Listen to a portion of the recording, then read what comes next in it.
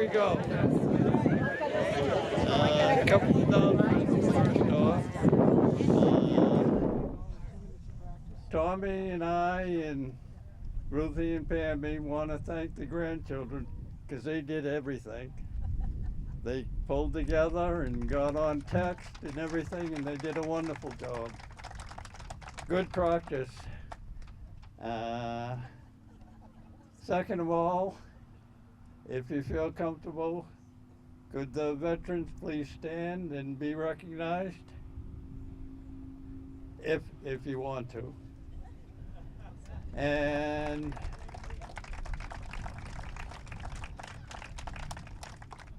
we didn't have a lot of traditions, but one of them was to raise the flag on Memorial Day and get anybody from the neighborhood we could talk into coming out and singing the Star Spangled Banner.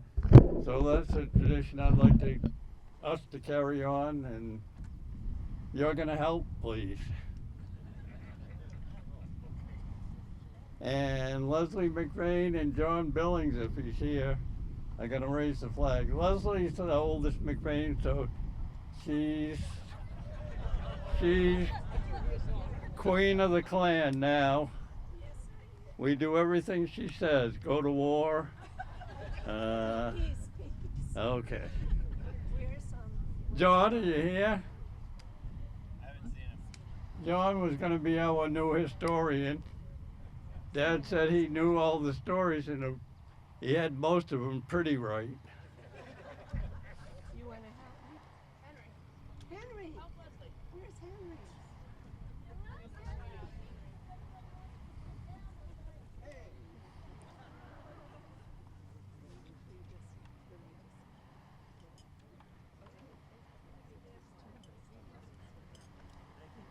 Ready? Yeah, I'm ready. We're ready. Ready? You ready? We're ready.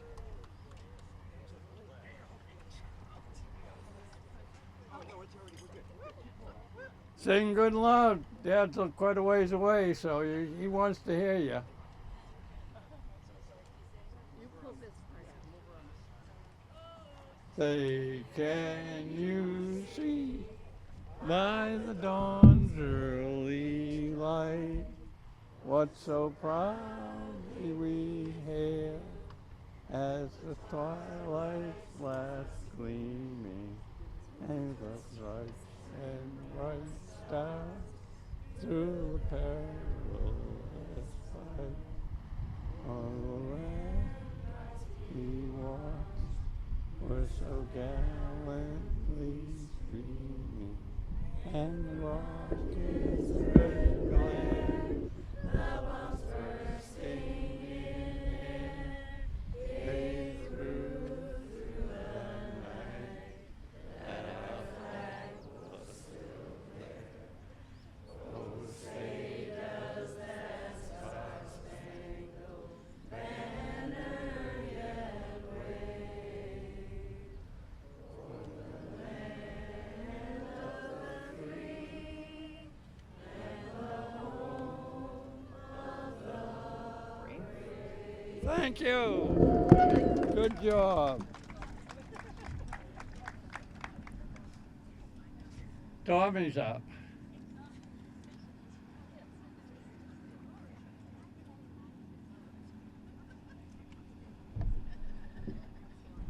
They usually have the funniest one on first to warm up the audience. Bad luck. First of all, thank you all for coming. There's lots of seats in front. Those are lobster crates that Henry and Scott and a few others yesterday spent the day pressure washing, so they're probably cleaner than the folding chairs. And if you sit in front, you don't have to talk. Oh, I made note. Okay, so growing up with my father, I guess the one thing that I thought he had more than shined through more than anything was his work ethic. He worked all the time. He built the dock down here pretty much by himself. Stanley and I helped when we got old enough, but it was mostly built by then. We just kind of had to fix it up every once in a while. One of the things I remember as a teenager, we'd be asleep in the morning, and he'd come barreling into the bedroom and say, this is at like 5:30. You're missing the best morning of the summer. You gotta get up. Get out there and haul your traps. That was morning after morning. Every morning was the best morning.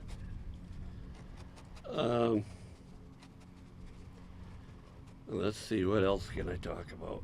Oh, one of his real traits was frugality.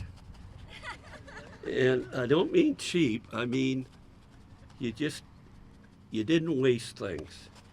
So if you were mending a head, a net and a trap, and you needed 10 inches of nylon to do it with, he'd cut off 10 inches of nylon. And you'd make 3 or 4 knots to fill in the hole. But when you got to the end, it was so short that you could just barely get the last knot in. And it would take you a lot longer because you didn't make it an inch longer than you needed. He did that all the time. One of the things he did was, when we had wooden traps, when they got old, we'd cut the nylon heads out of them and just throw the wooden part overboard because the worms would eat it up. And for years he saved those old heads. And one time when he was building wire traps, he decided he'd use the old heads, which probably saved 50 cents a trap. But every once in a while you'd haul up a trap with a hole in the head with it just had worn out. So you didn't catch that 1 or 2 or 3 or 5 lobsters that you might have because there was a hole in the head. But you saved the 50 cents on the head. And he called that snide. That was being snide, using just enough to get, to do the job. Don't waste it. He was kind of an engineer. When he was a kid, he built a go-kart, and he put on a car battery, a starter motor, and a generator, an alternator, they call them now. But so this was going to run forever because the battery would run the motor would run the go-kart, and also would turn the generator, which would charge the battery. He thought that was going to be the cat's meow, but it didn't really work out. But working with my grandfather, he came up with a different design for the heads in his traps, the net. And for a while, we had the best fishing traps in the state. And if George or Todd or any of my ex-helpers, Billy, are here, they probably thought I was a genius, as many lobsters as I was catching. But I wasn't. I just had better traps than everybody else. And it all was good until Skip Werner cracked the code and took the design to Portland Trap so everybody could have them. Which that's how much of a philanthropist Skip was. He wanted everybody to be happy. So the cat was out of the bag, and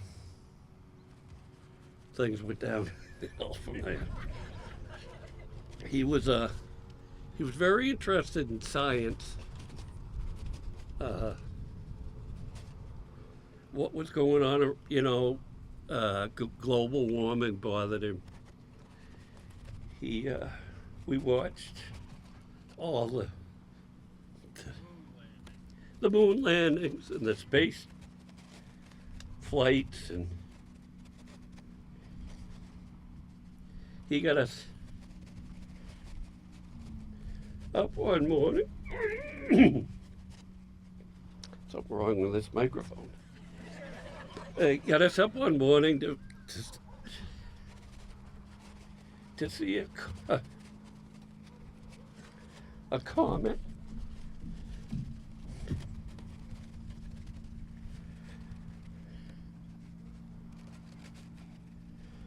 Well, I think that's all my story, but I didn't come here to hear Stanley and Pammy talk, so I want to hear all you people. So please tell us a story. He's told us, my father's written down every story that he ever told us and some that he never told us, but so we'd like to hear from everybody else or anyone that wants to talk some of their stories. And are you next? I gotta add one thing. Are you next? No. His strip heads were nice and everything. In his cart, he put bigger wheels on the back and smaller on the front, so it would go anytime. But, and I forgot to mention this, the best thing by far that Tommy and Ruth Ellen and I would all agree on is the best thing he ever did was marry Carol and Edith and Erickson, my mother, who was the biggest cheerleader for all of us, including him, and I just wanted to say that. Pammy, you here? Come forward. Yes. You want Lucy to hold the microphone till we get Billy? Oh, I'm here just you gonna are. yell from here. Thank you, everyone, for making my day.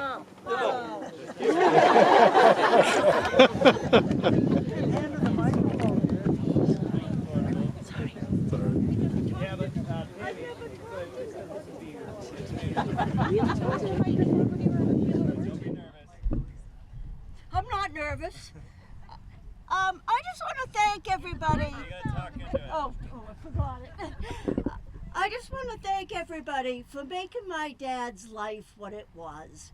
It was fun, had a great time with him, and all the way to the end, everybody, this whole community, thank you. And I don't have any stories. Wait a minute, you gotta have more than that.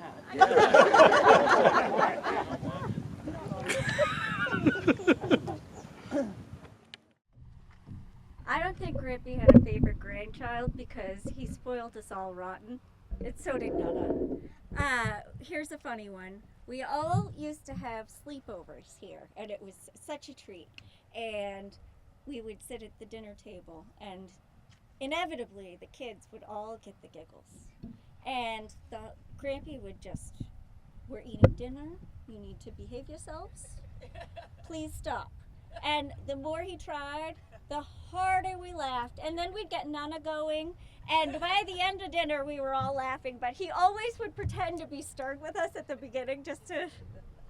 And it was a lot of fun. He was a wonderful, wonderful, amazing man who told us so many stories. One of my favorites from when he was young was when he and Uncle Richie had the pet seal who would come and eat donuts up at the front door every morning, which was Enunciate! oh, I'm not enunciating, I apologize. And Grampy put a pool in for us. Maura is going to tell us more about that, but we also had a hot spot, which was just strips of rubber that were black, and we would lay on them when we got out and of the pool, freezing cold, and just sunbathe on them next to the tomato plants. And he just was always doing things like that for us, and I guess I will pass it on to other people because he was a great friend to all of us, and it's nice to have his memory and have it as in him in our lives, I think. learned a lot of great life lessons from my grandfather, including the correct way to put a roll of toilet paper on the roll. Very important. You have to anchor the cups in the top of the dishwasher. So if you have a lighter cup, a heavier one needs to go next to it, obviously. I spent a summer taking care of my grandmother while he lobstered, and I didn't do those two things correctly a few times. But no, we had a great childhood. It's very happy that all of you came today, and I'm so happy to see all the cousins back here where we spent so many great summers.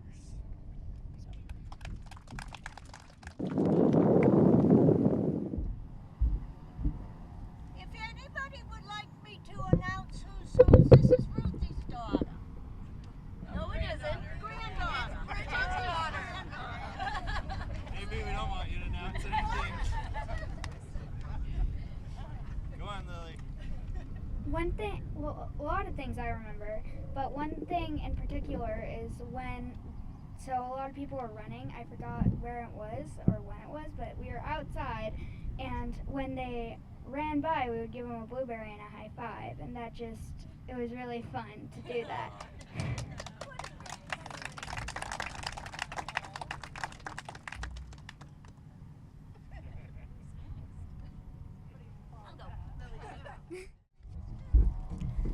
So I'd like to say that I feel, special that I got to work for most of the McVeigans growing up, but when I look out here, so did all of you. Tommy said snide, or I don't remember, but that's so fitting for Grampy. I think when Kaylee says some things you couldn't do, I remember he didn't want you to reach into a bag of potato chips. He wanted you to pour the potato chips out, because who wants all those crumbs at the end of the bag? And it was everything you do. It's his way or the highway, really. He was taking a nap one day, and he had his boat all piled up with traps. So I get in and I rig up all his traps for him, and he comes out and he goes, "I don't do it like Stanley does it." Not thank you. What a man. I'm so happy that he had a hand in raising all of you, because you had a hand in raising all of us. And so special to have you all here. And you're welcome to come see my new home in Puerto Rico, because it feels like going home there too. And I want to share that with you. I love you all. Thank you for coming. Huh? Oh, you're going next. I'll go next. All right. I'm from the West Coast, so I'm going to represent one of two West Coast McVeigans actively here right now. But my name is Emma, and I grew up as Donnie's grandniece. And I feel extremely fortunate to have grown up knowing my great uncle and aunt so well. As kids, we were always given the option in the summer that we can either go to Maine for a month and a half, or we can go to Disney for a week. We always chose going to Maine because it always meant seeing Donnie and Carol, and it was also a longer vacation. Every summer was a treat getting to visit Donnie and Carol, where we were always offered a soda, and then when I turned 21, he offered me a beer. I politely declined.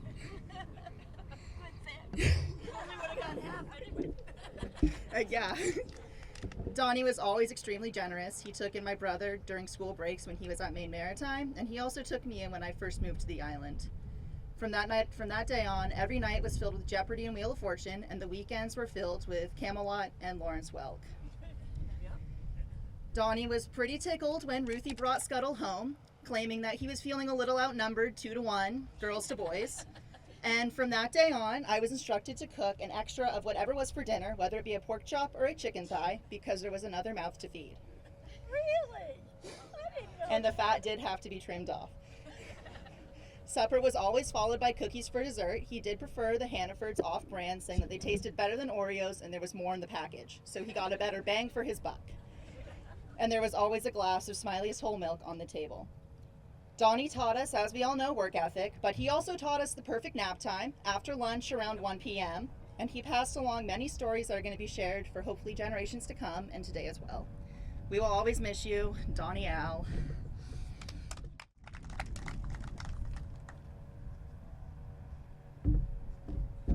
Well, I'm Brandon, if anybody doesn't know me. Quick story. Donnie was sort of my shoehorn into my very short lobstering career, which I think was 3 summers. 2 summers, 1 winter. I think it was the end of a really long day. I want to say it was my 2nd year because he put a little more trust in me. I think we were coming back this way, probably a couple more stringers or whatever had to be pulled. I was tired. I was sort of leaning, just kind of baking in the sun, and he's like, well, we're headed back, da-da-da. And then in the corner of my eye, I see him grab his coffee mug and takes it, and he looks at me, he chucks it overboard, and he walks away. He goes, that was me, go rescue me. And I ran over, I was stunned for a second, and I ran over to the wheel, and I hauled the thing over, almost pulled him over. I steered before I even slowed the thing down. Oh my God. I got lost in the mix, but I ultimately saved him, in theory. Hi, I'm Leslie McVeigh. I'm a cousin, and my dad was a few years older than Donnie, and I used to come down with him to do the cemetery, to the family plot, and I'd sit in the back seat, and Donnie and Dad would be in the front seat, and he always called my dad old man, and my dad would go, who are you calling an old man? And, I mean, they'd go back and forth like the 2 Muppet guys, you know, there. And it was just so much fun. And then Dad died, and then I kept coming and really got to know the family and Donnie, and he kind of took a place for me as the eldest, you know, in the greater McVeigh clan, and we talked a lot when I wasn't here visiting, and Ruthie was always a part of it, and Stanley and Tommy and just everybody, and the whole family we've been getting to know. And I mean, I have so many messages from Tommy still on, I mean from, not Tommy, sorry Tommy, from Donnie still on my phone, and just yeah, I just hear his voice. And I did an interview with him when we did the podcast for his book, Scuttlebutt, or Scuttled, he kept changing the name. And I'm like, wait a minute, we have a name for it on the TV. But he was a joy, and I miss him terribly. And I'll tell one quick story, and then I have a short poem, and then I won't say anymore. But I don't believe it. He's from Cliff Island. Just saying, my sister and brother-in-law were sailing one day. This was several years ago, and my brother-in-law worked for a small company, had a hat with a logo on it, and it blew off in the wind. And later that summer, they were down on Long and came over to say hi to Donnie, and he had a hat on that was the logo of this company, my brother-in-law. He said, where'd you get that hat? He goes, I found it floating in the bay. And David goes, that's my hat. And Donnie goes, no, it's my hat. I found it.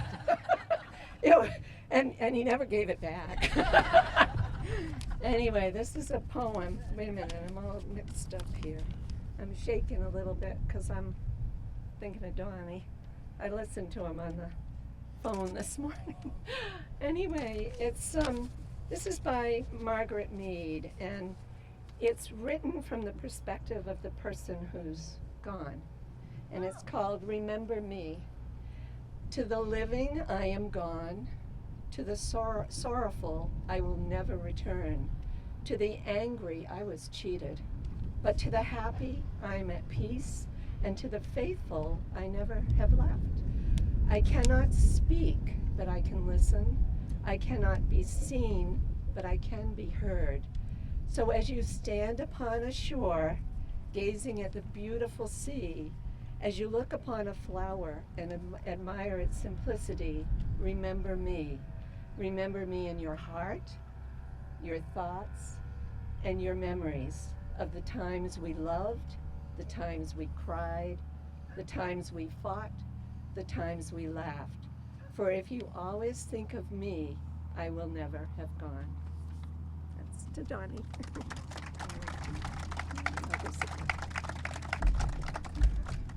Good morning. It still is. I'm Roger Burley. I'm a foreigner.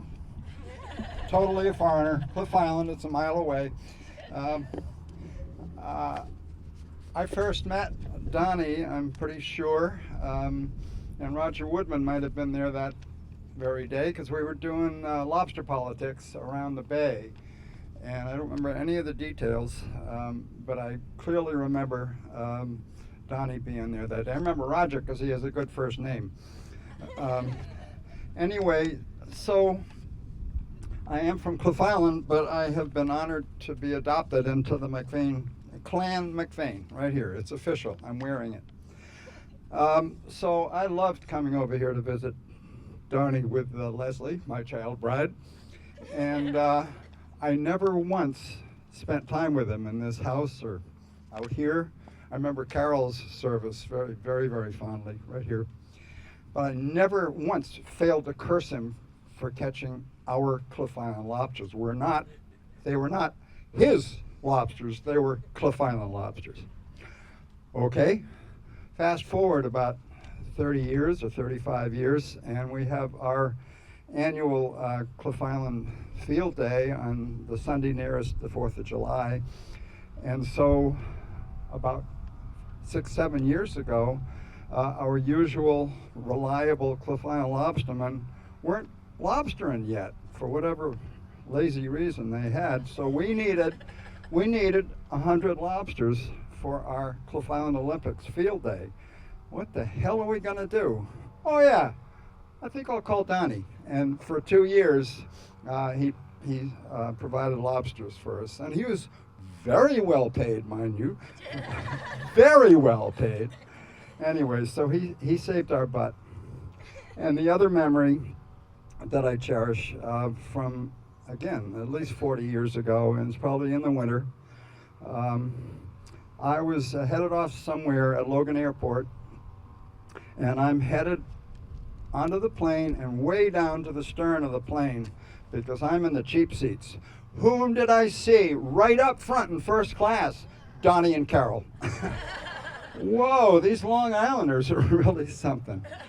Anyway, I'm so grateful to Leslie for many things, but for introducing me to the last 25, 30 years of Donnie's life. And I've been grateful to have known him and to have cursed him. Absolutely. So here's a very short poem called Crossing the Bar. Sunset and evening star, and one clear call for me, and may there be no moaning of the bar when I put out to sea. But such a tide as moving seems asleep, too full for sound and foam, when that which drew me out from the boundless deep turns again home.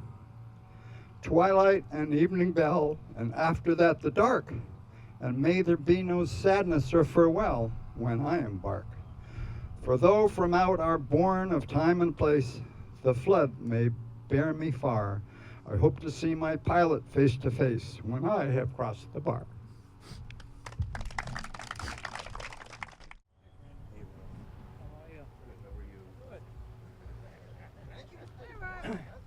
Hi, Pam. So my name's Rocky Haw, and grew up in the neighborhood, and with all of these kids, all of the McVeighs. Donnie was a special man. He and Carol were just so open to kids coming, swimming on the beach, not so much playing on that end of the dock, but certainly this end. Grew up Stanley and Tom, and probably have 1,000 stories about growing up in this neighborhood and with the McVeighs. But Donnie was a incredible and honorable man, and sad to see him go. He was one of the last. One quick story. Tommy, my brother Rick, Stan, and I hung out. No, I'm not going to tell that story. So we always played up in what we called the Dark Forest. And I don't know if the kids still call it the Dark Forest. Okay. So we played Army. I don't know if anybody remembers Vic Morrow in Combat, the television show. So we used to play Army up there. Well, Donnie always seemed to have sea rations.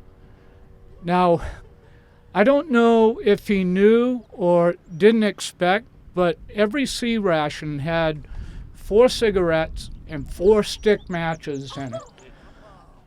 So Vic Morrow on Combat would always have a cigarette hanging out of his mouth. And Tommy and Stanley always had the Army gear. I don't know if your dad got it or who, but so we'd be up in the Dark Forest smoking cigarettes. I think I was 4, maybe. I don't remember. No, I'm just kidding.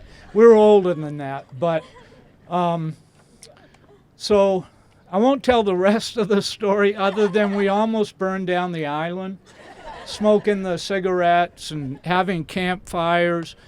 And Donnie and Carol, we built a fort up there, and Donnie and Carol wanted to come up and see our fort. Well, the day before, we had a campfire, and it went underground. It burned underground. So we knew they were coming, so we had to hide the hole that had burned in the ground. So we covered it all over with nice dry wood, and so nobody could see it. And of course, that started the fire up in the Dark Forest, and a huge amount of fire departments, the Firebolt, Portland Fire, it was part of the island, was Portland, showed up, and so they knew that we were playing up there. And so we concocted a story. The Boy Scouts used to have a jamboree up in the old ball field on the west end. So the parents are grilling all of us, and we said, yeah, we saw a bunch of Boy Scouts up there, right? So it was on the news. I remember sitting having dinner and and listening to the radio, and they talked about this huge fire on Long Island, how it almost burned everything down. So, and Stanley mentioned this to me the other day. So our parents have us separated. They're asking all this because they knew it was us up there. And apparently they must have known we had cigarettes and matches. And so they separated us, Ricky and Stanley, and Tommy and I. So they interviewed them, and all was well. Stanley and Ricky were stronger than Tommy and I. So Tommy, Stanley, Tommy, Carol, and Donnie came down to the Old Cove. We were living in the Red House, and talking about, well, did you guys have anything to do with this? No, we didn't have anything. So Donnie said to my father, well, we should take him up to the police station and give him a lie detector test. And Donnie, I remember it distinctly. Donnie looked at my father and said, I don't know, Dick. If they tell a lie and they stick that needle in their eye, right? Well, that was enough for me. And so Stanley mentioned it the other day that they would have been fine except Tommy and Rocky spilled their guts about starting that fire, which we did, but it was all innocent. We didn't mean to. But I just wanted to tell that one story, but I've probably got 1,000. 1,000. Yeah. So anyway, the boys club down here, and then the girls club. Donnie always maintained that. Yeah, we spent a lot of time with these folks, both here on the island and up when they lived in South Portland as well. And they were both very, very gracious for all the kids. So I just wanted to tell that story.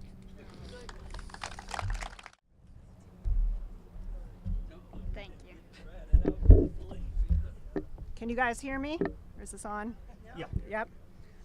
Well, go a little closer to it. Hello, hello. Oh, maybe this one's good. Rocky wore it out. Do you hold it down, Scott? Oh. Okay. Hello? Oh, there we go.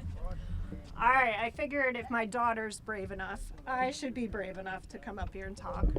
So I am Ruth Ellen's daughter, Bridget, and I've come here all my life. And sometimes I come here for a week at a time, and I work upstairs, and it's a revolving door where everybody, all of you, were just always constantly coming to see Grampy. So I said to him one day, I said, how do you have this many friends? And he said, Bridget, the most important thing in life are relationships. And I'm an introvert like my mom, so I'm like, oh my gosh. But it's a good reminder. And one of the last conversations I had with Grampy, he came up to Keene to stay with us for a few days. And we were sitting on the couch, he was telling me stories. And he looks at me and he's like, you know, I've met a lot of people in my life. And one of the things that I'm really most grateful for, thank you, is that I know you. And I think he probably feels that about everybody who's here. I'm trying not to cry, but I hope to get to know all of you, and I'm glad that he also knew all of you.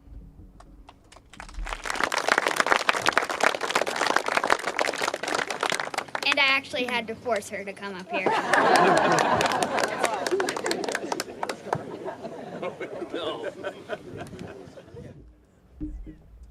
Hi, I'm Marcy Train. I used to be Steve's Stern man a long time ago, and I used to absolutely love when Donnie used to come by and check up on us because I could finally take a break. But why I'm up here is I have a burning question that I have been waiting years for the answer. Did Donnie ever play croquet?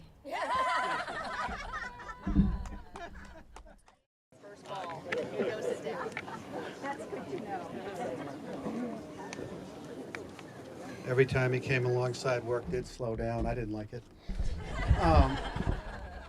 I could be up here a long time. I've got a million stories. I'm not going to. I'm going to try to get through 3 of them. And we'll go in chronological order. July 4th weekend, 1985. The Carol was brand new. Bob Prevost and I were in the stern. We were still set in gear. We decided to haul a couple just before the races that were baited. And one of them was a 10-trap string and 14 fathom between Bay Ledge and Cow Island, and we had 111 out of it. And we had to go racing. So we raced, we got back in on the high tide, set a load of gear, took the night off, set gear Sunday. We had a thunderstorm Sunday night, knocked the power out. Bob Prevost and I both overslept Monday morning, and Donnie was ready to kill us. We both showed up about an hour and a half late when we realized we'd woken up and we'd overslept. He probably woke up at 3:30 every morning anyway, and he looks us square in the eye and he's going, if either one of you had showed up alone, the other one would have been fired. So that was the start of the season in 85. Like 88 or 89, I noticed Donnie started bringing a beer in his lunchbox. And when he'd finished the beer, he'd say, oh, that beer was pretty good. I'm tired. I think we ought to go home. And I noticed it happened every time he finished the beer. So I started bringing a beer or 2. I think I got it up to 4 so that he could have more beer to drink and we could keep hauling. And I would think I was starting to create alcoholism in Donnie when Carol stopped me at the stairs one day and said, no more beer. And he says, Carol, I always brought a beer. He can have just one. I went to town that afternoon and came back down with a 8-pack of Foster's Lagers, and I brought one out every day with me until she got upset about that. But he did. When the beer was gone, he wanted to go home. If he had his beer after 600, we were going home. If he had it after 300, we were going home. If we hauled 850 that day, it's because he had the beer after 800. The last story I want to tell is my grandfather and Donnie used to be in conflict in a couple of berths. And I wasn't even around when it was happening. But I sat down to have coffee with Donnie a year or so ago. He says, Stevie, I wish your grandfather was still here. I said, why? He says, he used to sit over me and I used to yell at him like crazy. He says, and he'd tell me, Donnie, I can't see your buoys. And I said, how could he not see my buoys? He says, Stevie, I can't see anybody's buoys anymore.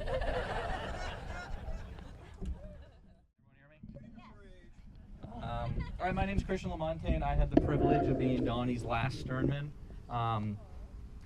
It was a privilege to work with him, and I think anyone here who had the privilege to work with him would agree with that. It wasn't something you had to go and do; it was something you were excited to do. I was really warmed to hear, Brandon, that you had the same orientation that I did when I worked for Donnie. That was the end of the season. Yeah, mine was on the first day. That was good. I remember we were just 200 yards that way, and sure enough, we had maybe hauled, or I think we'd probably just set 40 or 50 traps. And Donnie, sure enough, we had an empty can of starter fluid. We probably had 3 empty cans of starter fluid. I don't know if he was hoping for them to come back and have more fluid in them, but we sure enough, we kept them there regardless. But he threw one overboard, and he looked at me and said, oh, Christian, I just fell overboard, come and save me. And I had never been on a lobster boat in my life. I had never driven a car. I was 14 years old.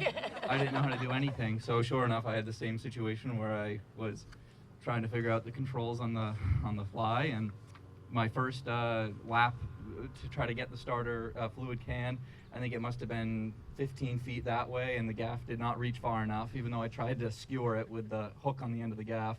Mind you, this is supposed to be Donnie, so. The second time I was coming, I said, oh, I'm not going to pass it by too far. I'm going to come up real close. And sure enough, I go right over it, and I ran to the back of the boat, and it was spinning around in the wake. The third time I came around, I took it nice and slow, and sure enough, I reached my hand down and picked it right up.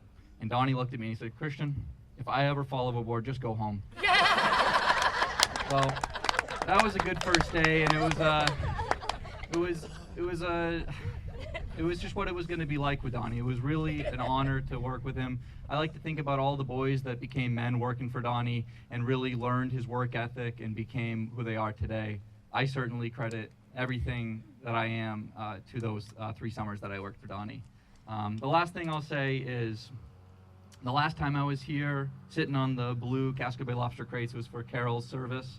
And that was a beautiful day just like today, and we had so many wonderful people here remembering Carol.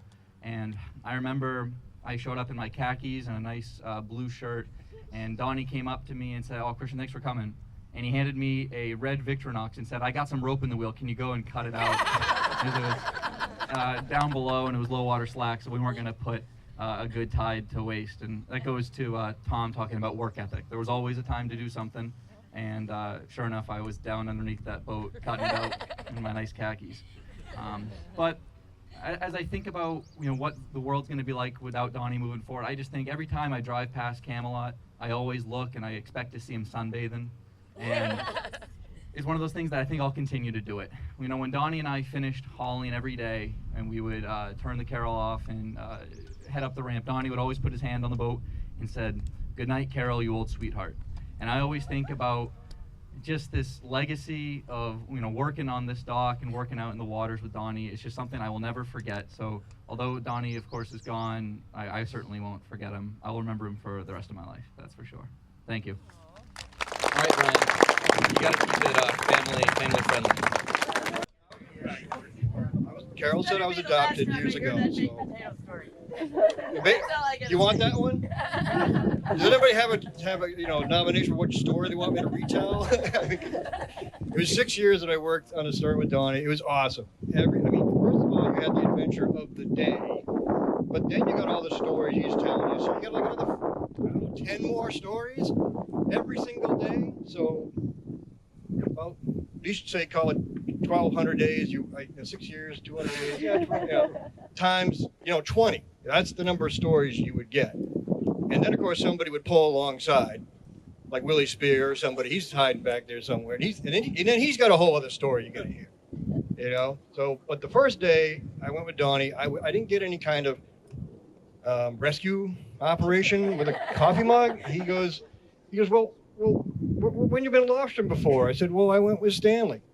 And he's thinking like, I know who's worked with Stanley. When did you go with him? I said, oh, I went with him one day last year. And he's like, oh, God. He's about ready to have a heart attack. Thinking like, what have I done? I got this guy hired for the whole season. And, but I also like to put up, I also shared the stern with a few people, Travis and Angus McDuffie. I want to remember Angus and Chris and Steve. He was awesome. Great kids to work with. They were awesome, except when they had to go play football when they were supposed to fill in for me. At my brother Michael's wedding, he's back there, and I had to work at my brother Michael's wedding to catch the noon boat because Angus had to play football. But anyway, it was a family adventure. You came down here. You got Stanley, Tommy, Randy from the other side, and then you got the grandkids with Lee. Lee and Dan Duty came out with us one day. And they were little kids, and so Lee was stuffing bait bags, and Dan was banding. Well, after one stringer, Lee says, "No, I'm done with stuffing bait bags. I'm going to go up and band." So he's up there banding. Dan's like, "All right, he's stuffing whatever." All of a sudden, you hear this, and I look over, and the crab's got Lee by both thumbs. He can't do anything. And Donnie's like, oh my God. And he takes the measure and he's got it in there and he's trying to take it. I think that hurt more than the crab. Than him trying to get the crab to fall off again. Oh my God. No, there's too many stories. I had coffee with him back in the spring. And the girls were here, Pam and Ruthie. And I said, yeah, his thing about remembrances. And I said, well, I think we're going to get together and write, I remember Donnie. And they're like, yeah. And Donnie is over here with a cup of coffee with his head down. He goes, no, I remember the stories too well. So anyway, thank you very much, Donnie McVeigh, for 6 years and plus working with the family forever. It was awesome. And we couldn't have asked for a better captain. Thank you. Sorry, I was reminded of a story that is worth sharing. So we were down at the boatyard on a day just like this beautiful day, and somebody was getting their boat launched. I can't remember which boat. Tommy Marr's boat was getting launched, and Hattie was just really little, and we went over to see Bud and Dawn and Donnie, and he had that beard, looked just like Santa. Well, Hattie looked at him and said, "Oh, Santa." And she starts talking to him, sits right on his lap. They have a good chat. Hattie leaves. Bud looks at Donnie, and Donnie says, well, not sure what she said, but she seemed pretty happy. Bud looked at Dawn and said, that's because you promised her a horse for Christmas. So, and I didn't know this until the end of the story, but I guess he was quite bothered by that he had promised a little girl a horse for Christmas, and that wasn't happening, obviously. So he put his kids on it, and Ruthie found one of those horses that bounced up and down at the dump. And he spent the whole coming towards winter fixing that up, painting it, making it just right. So Christmas morning, Steve and I are finishing up with the presents, and Hattie's running around. There's a knock on the door, and it's Santa.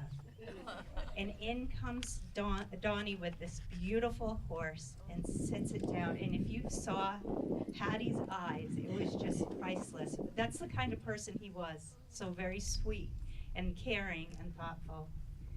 And Hattie got on that horse, and she starts bouncing around, and then she yells. We say, well, what are you going to name the horse, Hattie? And she yells, Tommy Marr! One of my cousins wrote me a note the other day on Facebook, and I'm having really hard time with service right now, so I can't read it. But the gist of it was, she would come and visit with her grandfather and his new wife, and he had had a full laryngectomy, which meant he had to like push the button to talk. And us little kids, that was like something that was really scary for us to deal with. So he's like doing his best to try to explain why he has a hole in his throat. And Grampy goes, "That's because I shot him in the neck." And he winked at us, and we all started laughing, and that broke the ice, and they came to visit all the time. I repeat, if anybody wants to sit down, there's a lot of crates. You saying that after I stood up? I thought you were going to sit on my lap. Been there, done that. Just a short one. Most of you know who I am, but I'm up here for two reasons. One, Rennie could not be here today because she's running the pet clinic, which you guys who have pets did a good job changing the schedule at the last minute to be here. She thanks you for that, and she had a lot of stories about Donnie, Carol, founding Maine Lobster when she was working for New Meadows. And again, she apologizes to the family. I also want to thank Donnie and Carol for letting us West End summer kids hang out with you guys. Changed our lives. No way to describe it, really. But mostly I just want to speak for the town right now. You know, I'm select board chair. I'm out of there shortly. But Donnie was one of our first selectmen. He was our first selectman. And I think everybody here appreciates how hard that was, especially in those early days, to keep us going and make us start the ball, make us what we are. So from the town to McVeighn's to Donnie, thank you.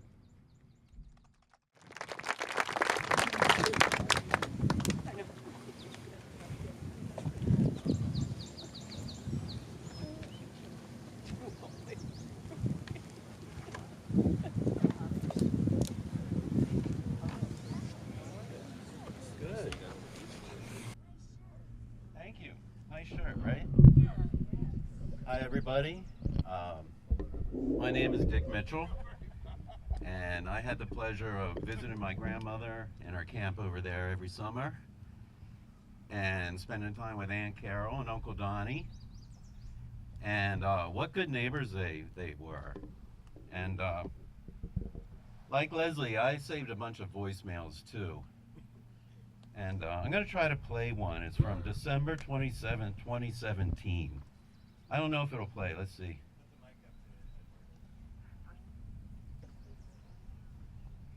Hold on.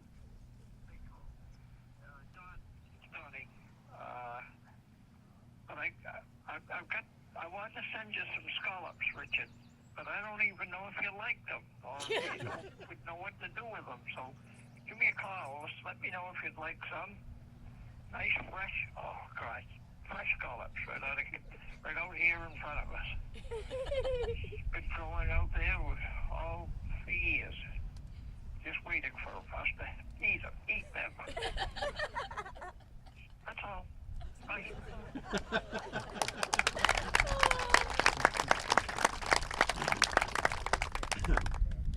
So that's dated December 27th, 2017. So I called him right back, and sure enough, like 2 days later, in my mailbox was a FedEx envelope, all taped up, and it was cold. And I pulled it out, and I was a little, suspicious, But I opened it up, and there was a Ziploc bag, and I opened it up, and it just smelled as fresh as the ocean. It was great.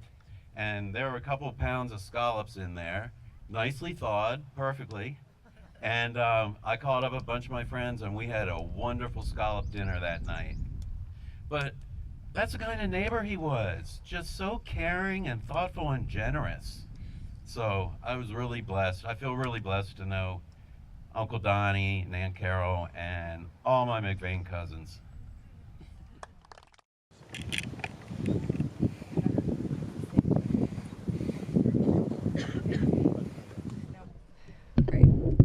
So I've been here my whole life. I'm Julie. I live next door. but we haven't always lived there. Big Tom was Donnie's brother, as all of you probably know. And when we moved in there, well, for one thing, I didn't know if I could still listen to my loud music, which I don't know if anybody knows, but I enjoy loud music often. Well, Donnie found the bright side to that, and I'd go over and visit him, or I'd see him outside, and he would tell me that he heard me singing and that it sounded lovely. And I mean, I know a couple days it probably wasn't so lovely, but there was always a sunny side. And I remember too, I wasn't working much, and I was trying to break in the spring and the gardens and everything, and he was just so encouraging about everything that I did. If I went out and started sanding something or carving something or even just picking at the weeds, like, it was something that he would always have something to say about. So it was nice. I felt recognized, and since I was little, actually, he did that for me. When we moved here, I was like 5, but he always made me one of the girls. So I don't know if anybody else had some cattiness when they were little, but sometimes a non-McVeigh or Parker wasn't allowed. But I was. most of the time I was. And that was Donnie. He just, no, you guys make it work. So, and I will always be grateful for that. I mean, you guys were the only ones with the swimming pool. It was so special. But I definitely miss seeing him, and yeah, be seeing you. So, okay, thanks.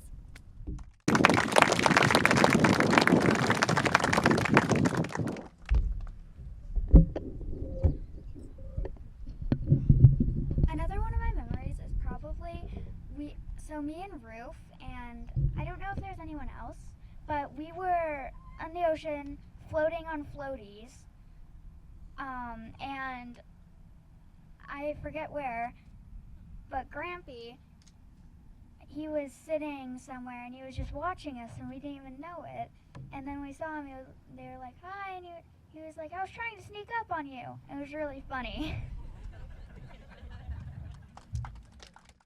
We'll let Pam. I'll stand up here with Pam. Thank you. Don't let me fall. Talking to the microphone. I know, but I forgot what I was going to say.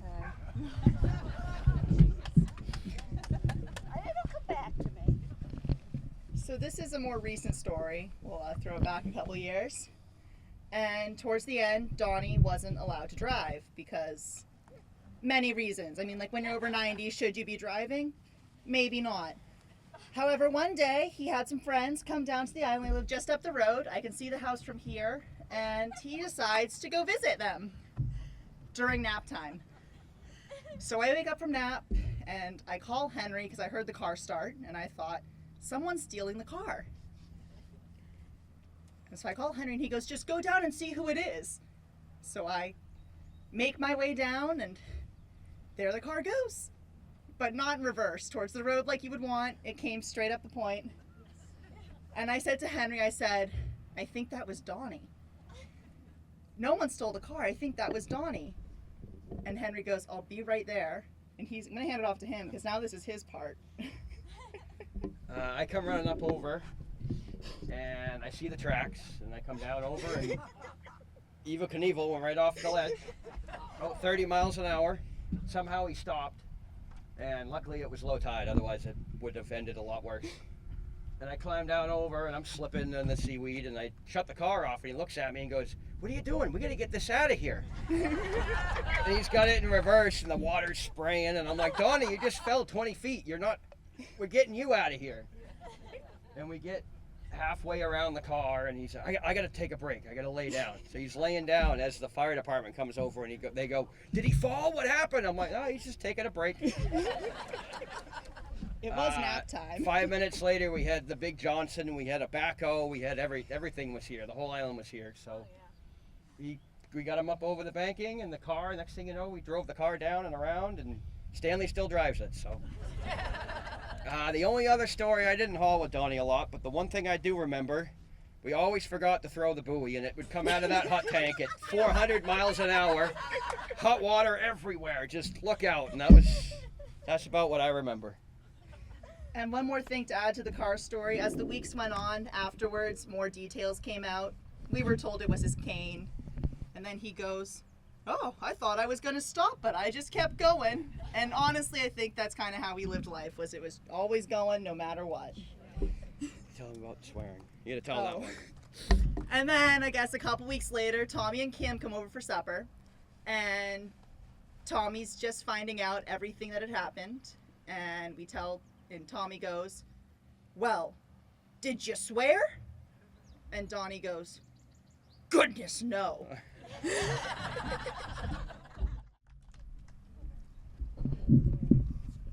So I was the baby, and I was maybe a little spoiled. And my dad came down to check on me after a Category 5 hurricane. He came down to Puerto Rico, and he says, "We were worried about you, right? To come and make sure." I said, "Dad, you knew I was all right." "Well, I know." And he's there the second hurricane hits. Well, that was bad enough. Then we didn't have power, we didn't have water, and we couldn't do anything. So after about 5 days of just feeling yicky, we decided to go swimming.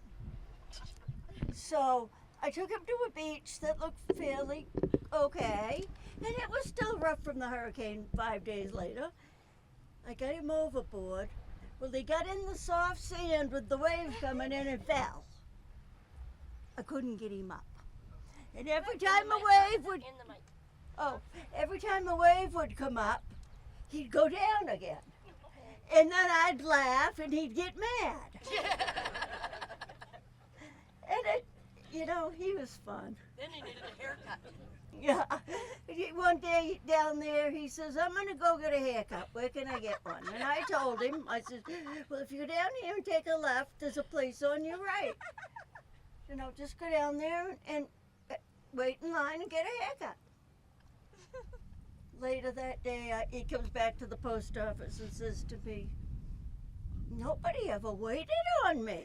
I waited and waited." He says, "Finally, I just gave up." He was about, I'm trying to think of how far off the beach. What? He's at least a block and a half away from the barber shop. Yeah, in somebody's yard. Mom, you better talk into Oh, he was in somebody's yard that had a lawn chair out there, and he decided that was the barber chair.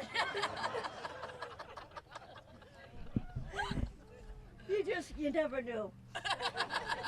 And he started getting forgetful, not like me, but he started getting forgetful last year. And I am making fun of him, but that's all right.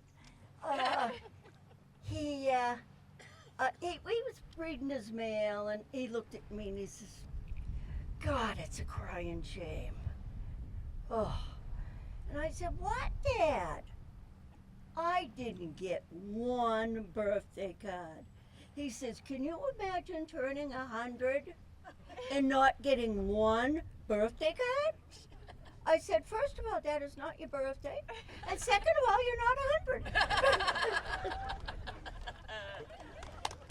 I'll miss him the rest of my life, but boy, he was fun. As I used to be. And Roger Burley, I've got a Big Island hat on, I have to tell you. Many years ago, probably 1984, 85, we had poker games at McDuffie household over in Beach Grove. And Donnie was one of our original members, as was David Johnson and Tommy Marr and some others. Anyways, at that, Donnie started talking about his new boat he got ordered, talking about the Carol. It's going to be the fastest boat in the bay. It's going to be great. I think somebody mentioned that maybe Brother Ross was going to have one built too. We said, gee, maybe it'd be good to start some boat races. So that was the start of the Long Island boat races. Well, Donnie said he never took them that seriously. Well, he never admitted that he did. Yeah. But according to his helpers, two of which were my sons, he used to, the day before, beach the boat, have them scrub the bottom of the boat. He'd say, I had to take a few dings out of the propeller. And then, so thereon, he started winning trophies, as did Brother Ross, and they went back and forth for a number of years, so I'll skip forward quite a bit. But towards the maybe the 12th or 13th year, we were getting ready for the boat races again. And Carol saw me, and she grabbed me and took me aside. And she said, Steve, I got a favor. I said, what's that, Carol? She said, please, don't let him win any more trophies. I got no more damn rum in the bedroom. That was Donnie. A great person, and was a great guy, good friend, and a great mentor to my kids. It's just, miss him dearly. Thank you all.